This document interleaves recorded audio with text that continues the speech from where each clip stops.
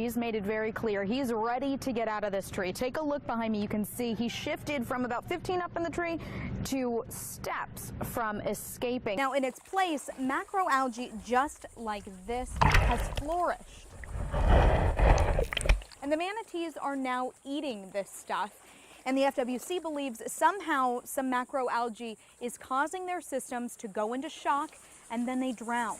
Once underground, the sensors are actually able to detect how much moisture is actually in your yard. So the debate is over the net mesh size. And what I mean by that is this is the net that was legal yesterday. And if you take a look, the size of the holes are about 2 inches stretched. If you take a look at this one, the net mesh is a little larger. And this is the one that the fishermen say is better. Now the hope is with these bear-resistant trash cans, the bears won't be able to get easy access to food and therefore won't want to stick around in these neighborhoods. So every bag of oysters is about 60 pounds, bringing in about $40 a piece. And the FWC confiscated about 4,000 pounds of oysters, which were taken illegally from the currently protected summer beds. That's right, David. So the only thing you really need to get a green lawn during the summer is a little bit of rain, so we've got that covered, and a little bit of this, some nitrogen-rich fertilizer that you just sprinkle on your lawn. However, this same stuff could be killing our waterways. Every morning since I've been home, I've been getting up and coming out here to see how much more I've lost. Tammy Carnahan's beloved beachfront tiki hut gone, and so is much of her yard since Hurricane Matthew and the erosion left in its wake continues to eat away at the land. When high tide comes up, it comes and it keeps beating, and it keeps beating and beating and taking my yard. This is where their property line used to be. Now they're faced with this, a 12-foot drop-off steps away from their back door. It's just being destroyed, and we're not being able to do anything about it. Frustrated, Carnahan says no one will help, and as the water inches closer and closer to their home, all she can do is wait because they can't build a seawall here to prevent future erosion. One reason being because that could threaten sea turtles like this little guy we found outside of Carnahan's home. What happens is it takes away nesting beach. And while turtles wait on the beach to be rescued, He's alive, very exhausted. Carnahan waits for some sort of savior herself because now she's worried she could lose her home. In Melbourne Beach, Bailey Myers, News 13. Everybody out, sorry. With humans helping hands, these little guys washed up on shore and are still alive. They're just really lethargic and weak. So when they come to us, they'll just float around in water for a little bit. We feed them, we give them shrimp and mushed up pieces of fish.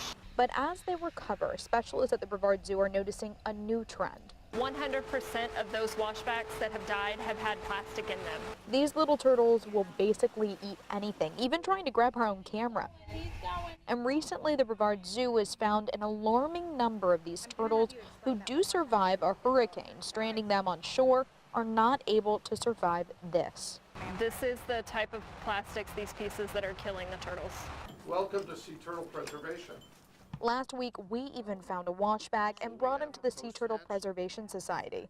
So sadly today we found out that the sea turtle that we saved off of Melbourne Beach, he didn't survive. It's unclear whether or not plastic killed him or just pure exhaustion after fighting the currents after the hurricane. And while more than 340 others survived today, their futures are uncertain. I'm comfortable saying 100% of these guys have plastic just because we see plastic floating in every environment they're living in. In Brevard County, Bailey Myers, News 13. Frogs start croaking the minute the sky turns black. The only source of light out here on this little lake comes from Benny West and his jerry-rigged head beam. So he scans the water in search of the glowing orange eyes of a gator. And once he has the target in sight, he uses a pole with a rope attached to a special gator hook to catch the gator without killing it. As soon as it takes off, West holds on tight and waits for the gator to tire out. No, he is not dead. That's when West and his partner for the night, Joseph, pull in their catch. Now, it isn't a booming business, but it's one that West has done for 26 years. This second job, trapping nuisance gators for the state of Georgia, has earned him a bit of a reputation. We're just going to call the gator man, Benny West, come out here and take care of him. I probably caught 1,000 10-footers and bigger. Flipping through dozens of newspaper clippings and pictures of the gators he's caught, you can't help but wonder, why does he do it? I don't know, I guess I just love it. A simple answer for a man who does such a bizarre job. Life's too short not to kind of enjoy things and do some of the things you want to do, because you're only on this earth a little while. You better do something you enjoy. Bailey Myers, WCTV Eyewitness News. Off the beaten path, if you look hard enough in St. Cloud, you'll find something a bit unexpected. Yeah, that's a lion, whose neighbors are tigers and more than 20 other big cats here at the Central Florida Animal Reserve's new home in Osceola County. How do you feel? And they love visitors. Getting to see a big cat up close, it's not like a zoo that they're over there and they're trying their best to stay out of your sight.